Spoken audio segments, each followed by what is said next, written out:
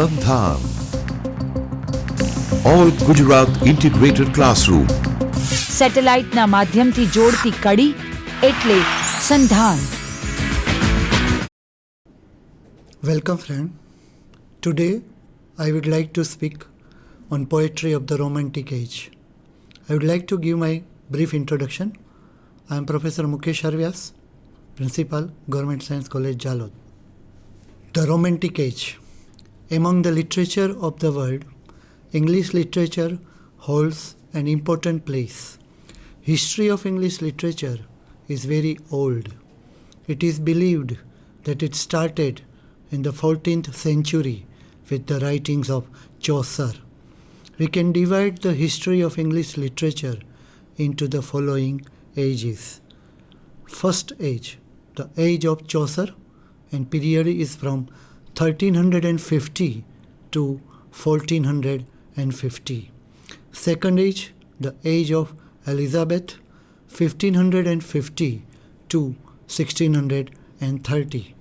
Third age is the age of Milton, 1630 to 1660.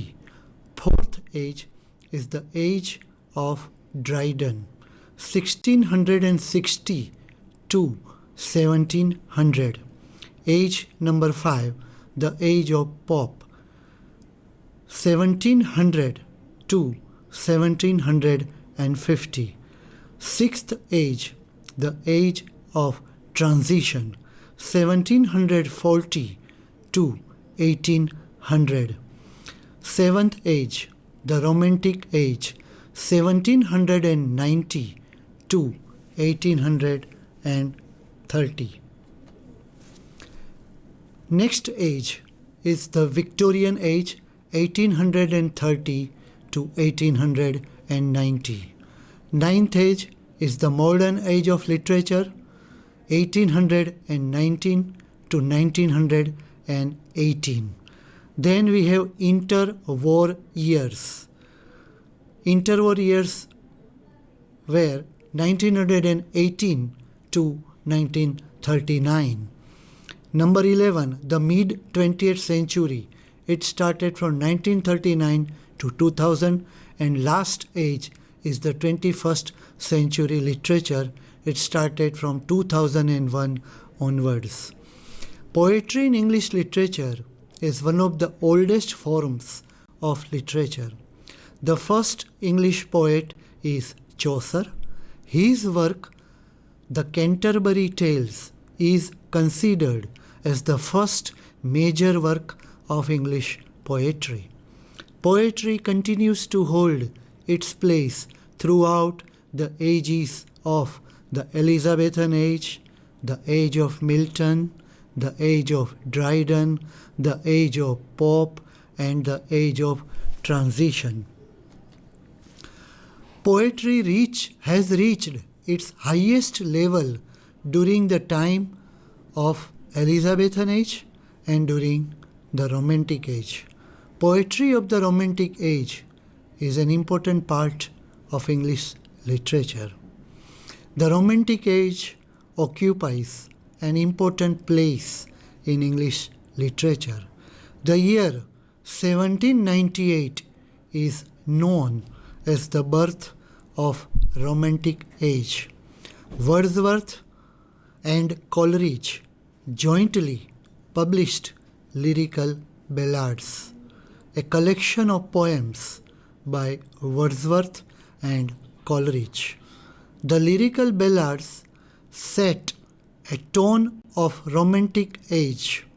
The other important poets of this age are Byron, Shelley, Keats, Scott, Robert Southey, Thomas Moore, Campbell, Samuel Rogers, Lane Hunt, Thomas Hood, John Clare, and James Smith.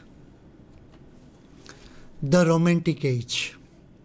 Before we take each Romantic poet, let's begin with the chief characteristics of Romantic poetry in brief.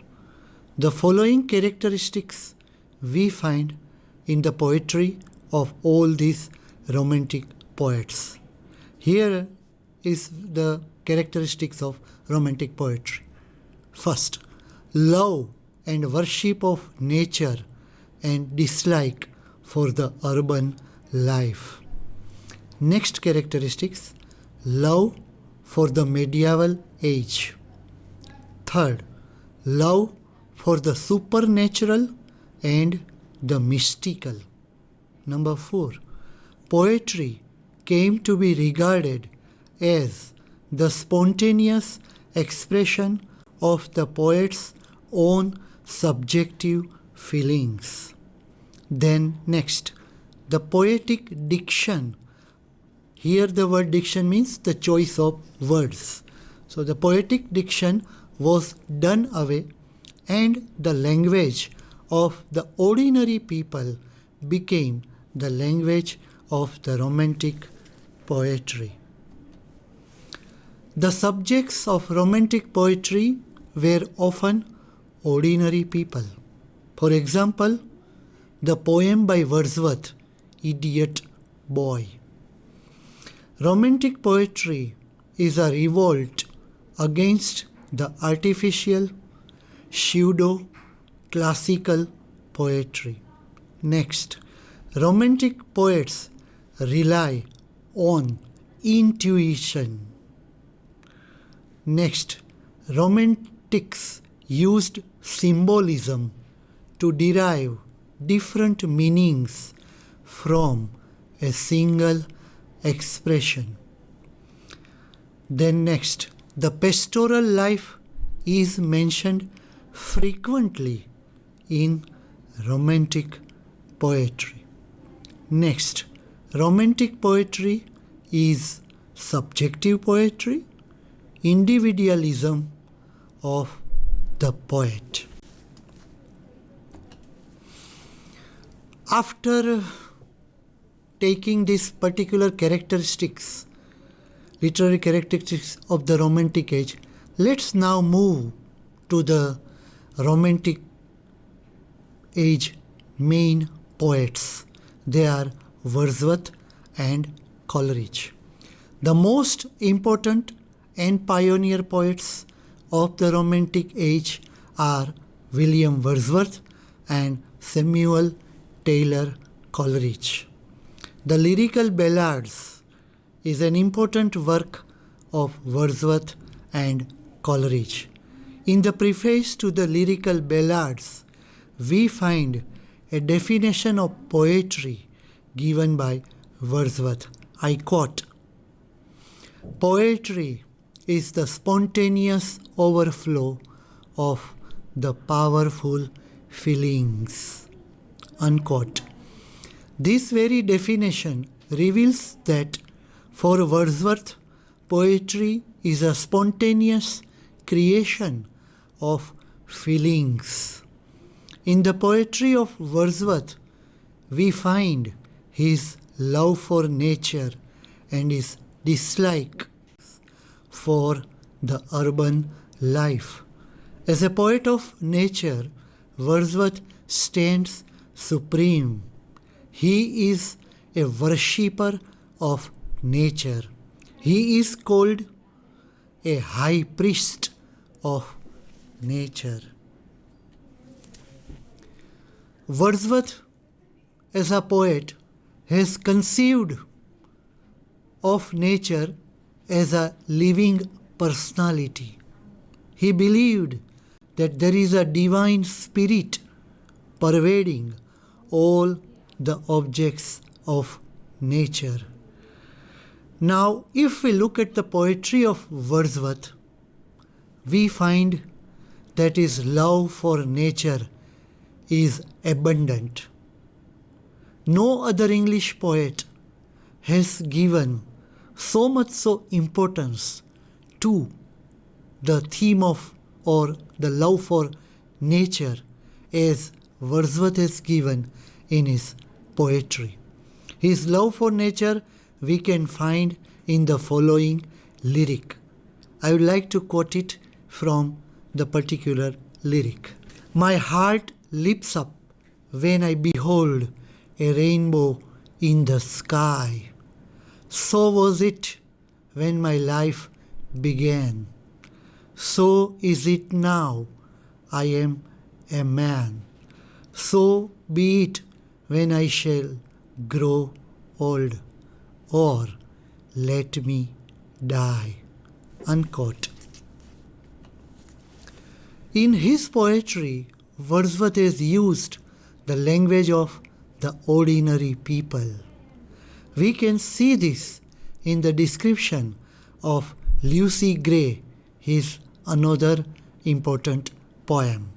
I would like to quote from the Lucy Gray poems.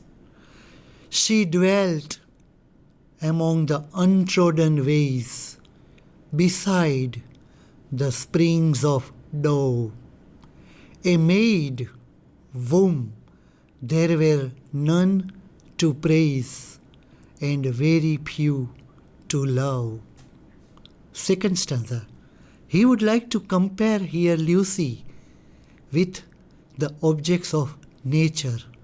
The first comparison, I would like to quote, a violet by a mossy stone, half hidden from the eye, fair is a star when only one is shining in the sky.